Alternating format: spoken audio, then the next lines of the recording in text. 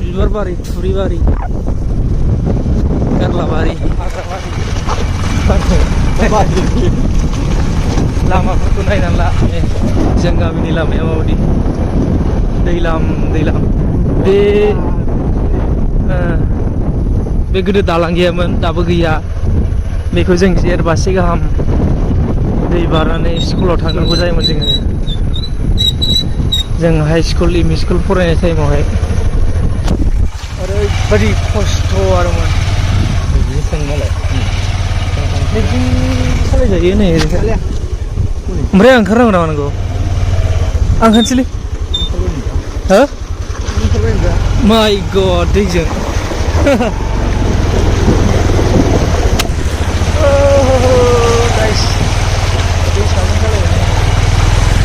ओइजोंबो सालायनो हागौमोन हानाया।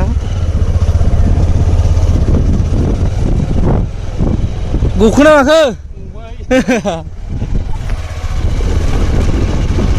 दालां गैया, बिराद खस्थ' जायो दासिमबो दैलाङावबो। आं एमएलए फुटबल बायबासो लांसै आङो।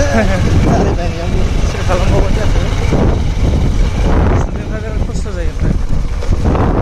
नायथारनांगौब्रा। माथो सोर नायनो?